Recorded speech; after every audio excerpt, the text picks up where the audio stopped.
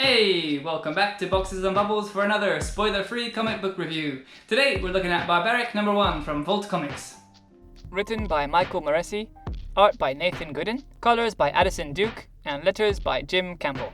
This book is a great example of when all the elements, the story, the art, the colors, come together perfectly. It's a wild, bright, over-the-top, non-stop rampage of a book. Though I can see some people not digging the high levels of violence, personally I loved this book and had an absolute blast reading it.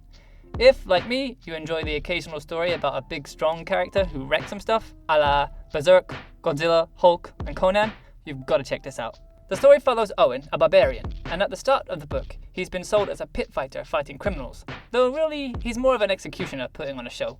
He's ordered to kill 3 men, but informs his new owner that he's bound by extremely powerful magic to be able to only do what's right. Upon hearing the men's crimes, Owen talks to his axe. Yeah, the axe talks to him, and it has this crazy face. I really like this design. It's an evil looking thing, but like fun evil, not evil evil. The axe is Owen's moral compass. It tells him who he can and who he cannot kill, but nobody else can hear it. That's not to say that it isn't a vicious thing. It enjoys killing, but only the right people.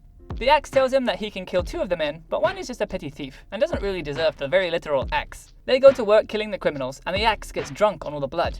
But it's not done yet.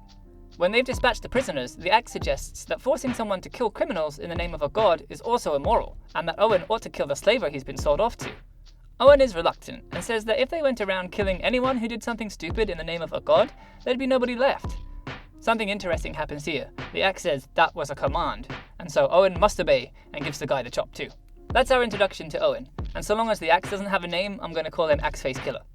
It's a hell of an introduction, and I was already amused by the idea of a barbarian forced to have a moral code. I was taken by Axe-Face because a companion, which is something that shouldn't talk or have a face but talks and has a face, is always weird and interesting to me. This book wants to be a bitchin' rollercoaster, and it achieves that flawlessly. The art style fits with the tone so well. It's very sharp, with a lot of angular shapes, and you know I love my colors. Here, there are lots of jet black patches for shadow and slight bits of definition, and the rest is all stark, flat color, which is a favorite style of mine. At the start here, there's lots of yellowy, orangey, reddy colors, a lot like Conan often uses. But later on, as you'll see, we get some vibrant greens to represent magic in darker areas, and everything just pops so well. The presentation is just, well, I can't say beautiful. It doesn't feel like the right word to describe this. It's just cool. It looks so cool. I like the addition of the other races too, besides human. There's some green orc and elf-like people, and there's even a cute little red guy with webbed hands. Oh, well that's too bad. Yep, poor cute little Zum is killed in his debut scene where, as the story continues, we learn that Owen travelled with a group for a long time. 3 of the members of that group were witches in disguise, but chose this moment to reveal themselves and capture Owen, casting their curse on him. Why Owen in particular? There's some foreshadowing here of a greater plot, but we don't learn what it is yet.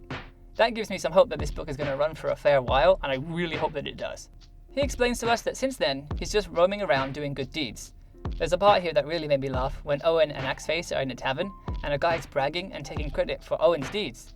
Axe-Face has to remind him that it isn't a murderable offense to be a braggart. Owen says, but what if? And Axe-Face cuts him off with not even if. Owen really still wants to be a barbarian, but he has to ask permission from the axe first, which often confuses the people that see him talking to the axe that as far as they're concerned is inanimate.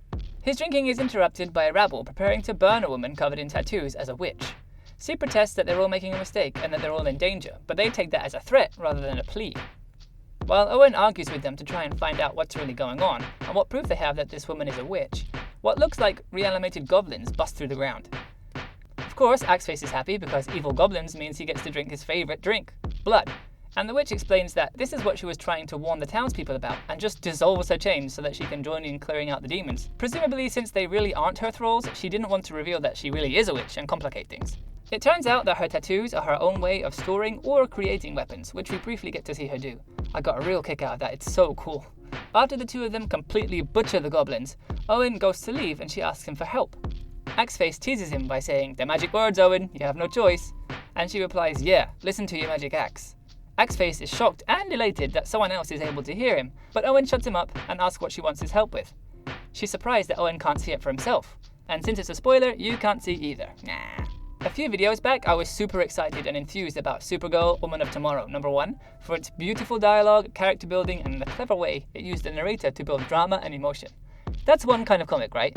To use a musical analogy, If that was a beautiful and complex multi-layered piece of music, then this was a fast-paced, scorching, fuzzy rock song. It's crass, it's violent, it's dirty and messy, and I absolutely bloody loved it. Having a look around online, it seems like I wasn't the only one who loved this, and I hope that's a good sign for the longevity of the book. But that's all for today. If you are interested in any other books that came out recently, make sure to check out the rest of the channel for some other spoiler-free comic reviews, and follow along on Twitter at boxes&bubbles to hear about some books I didn't have time to make videos for. That's all for today, but I'll catch you next time.